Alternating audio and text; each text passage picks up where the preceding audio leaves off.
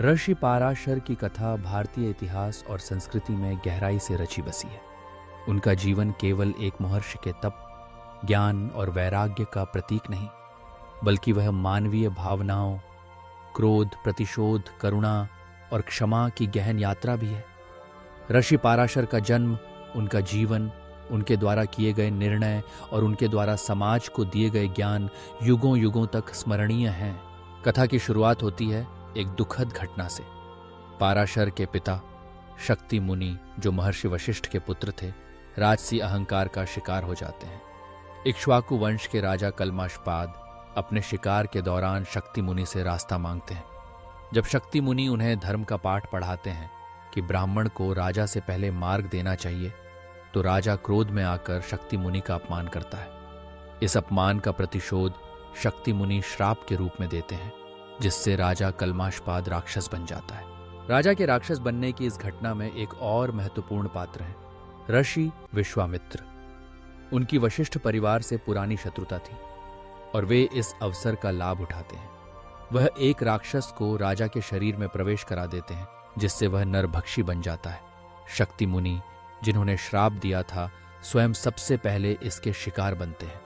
राजा कल्माशपाद न केवल शक्ति मुनि को बल्कि वशिष्ठ के 100 पुत्रों को भी मार डालता है। यह घटना पूरे वशिष्ठ कुल के लिए विनाशकारी सिद्ध होती है। पाराशर उस समय अपनी माता अदृश्यंती के गर्भ में थे और जन्म के बाद उन्हें अपने पिता और चाचाओं के नृशंस वध का समाचार मिलता है। नन्हे पाराशर के हृदय में प्रतिशोध की ज्वाला धक उठती है। बड़े होकर पाराशर ने संसार के समस्त राक्षसों के विनाश का संकल्प लिया। उन्होंने एक भव्य राक्षस सत्र यज्ञ का आयोजन किया, जिसमें यज्ञ की अग्नि इतनी शक्तिशाली थी कि समस्त राक्षस जाति उसमें खिंच खिंच कर भस्म होने लगी। पूरे संसार में हाहाकार मच गया। राक्षसों के पूर्वज महर्षि पुलस्त्य और स्वयं वशिष्ठ ने पाराशर को समझाया कि कुछ दुष्ट राक्षसों के कारण पूरी प्रजाति का विनाश करना उचित नहीं है। उन्होंने कहा कि एक ऋषि का धर्म क्षमा और करुणा है, प्रतिशोध नहीं। पाराशर ने अंततः यज्ञ को रोक दिया, क्षमा का मार्ग चुना और संसार को एक बड़ा विनाश होने से बचा लिया। देवताओं ने उनके इस निर्णय की सराहना की और पाराशर के भीतर क्रोध से करुणा की ओर परिवर्तन की शुरुआत हुई। पाराशर के जीवन की अगली महत्वपूर्ण घटना है उनकी सत्यवती से भेंट, जिसका संबंध सीधे महाभारत और भारत के इतिहास से जुड़ा है। एक दिन पाराशर को यमुना नदी पार करनी थी। उन्होंने नाविक को बुलाया और नाविक की पुत्री सत्यवती नाव लेकर आई। सत्यवती का शरीर मछली की गंध से युक्त था, उसी कारण उसका नाम मत्स्यगंधा था। यात्रा के दौरान पाराशर सत्यवती के सौंदर्य से आकर्षित हुए और उससे प्रणय निवेदन किया। सत्यवती ने लोकलाज का भय दिखाकर मना कर दिया, लेकिन पाराशर के आग्रह पर 3 शर्तें रखी।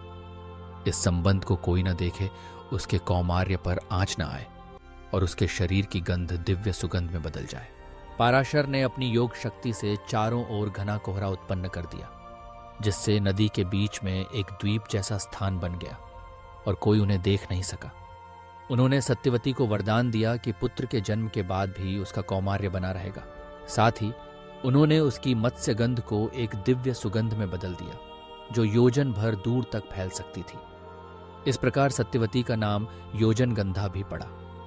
उसी द्वीप पर सत्यवती के गर्भ से एक तेजस्वी बालक का जन्म हुआ, जो जन्म लेते ही बड़ा हो गया। उसने अपनी माता से कहा, माँ, जब भी तुम मुझे संकट में याद करोगी, मैं तुरंत उपस्थित हो जाऊंगा। वह तपस्या के लिए चला गया और आगे चलकर कृष्ण द्वैपायन व्यास के नाम से प्रसिद्ध हुआ, महाभारत के रचयिता, वेदों के विभाजक। इस प्रकार ऋषि पाराशर व्यास के जन्मदाता बने और पांडवों कौरवों के परदादा कहलाए। ऋषि पाराशर का जीवन केवल व्यक्तिगत घटनाओं तक सीमित नहीं रहा। उन्होंने समाज और धर्म को भी अमूल्य योगदान दिए। ज्योतिष के क्षेत्र में उनका बृहत पाराशर होरा शास्त्र आज भी वेदांग ज्योतिष का आधार स्तंभ माना जाता है। इसमें ग्रहों, राशियों, भविष्यवाणियों और ज्योतिषीय गणनाओं का इतना विस्तृत और गूढ़ वर्णन है कि हजारों वर्षों बाद भी यह ग्रंथ सर्वोच्च माना जाता है। पाराशर के इस ग्रंथ से ही आज का हॉरोस्कोप और ग्रहों की चाल का अध्ययन संभव हुआ। इसके अलावा उन्होंने पराशर स्मृति धर्मशास्त्र की रचना की। इसमें विशेष रूप से कलयुग के लिए सामाजिक और धार्मिक नियमों का वर्णन है। पाराशर स्मृति ये बताती है कि बदलते युग के साथ धर्म के नियमों में भी परिवर्तन आवश्यक है। ये दृष्टि अत्यंत आधुनिक और प्रगतिशील मानी जाती है। उनके विचारों में समय के साथ सामाजिक सुधार और धर्म के व्यावहारिक पक्ष की झलक मिलती है। ऋषि पाराशर का चरित्र क्रोध और प्रतिशोध से शुरू होकर करुणा, क्षमा और ज्ञान की ओर अग्रसर होता है। उन्होंने क्रोध को त्याग कर क्षमा और धर्म का मार्ग चुना। सत्यवती के साथ संबंध में लोकलाज और नारी सम्मान को प्राथमिकता दी और फिर समाज को ज्योतिष और धर्मशास्त्र जैसी अमूल्य विरासत दी। उनके पुत्र व्यास के माध्यम से महाभारत और वेदों का विभाजन हुआ, जिसने भारतीय संस्कृति को नई दिशा दी। ऋषि पाराशर के जीवन से हमें यह सीख मिलती है कि क्रोध और प्रतिशोध अंततः विनाश का कारण बन सकते हैं, लेकिन ज्ञान, क्षमा और करुणा से ही समाज का कल्याण संभव है। वे इस यात्रा के प्रतीक हैं जिसमें एक साधारण मानव भावनाओं से गुजरते हुए अंततः एक उच्च आदर्श तक पहुंचता है। उनका योगदान आज भी भारतीय समाज, संस्कृति और ज्ञान के क्षेत्र में अमूल्य है। वे सप्तर्षियों के समान सम्मानित हैं और उनके नाम का स्मरण हर युग में किया जाता है।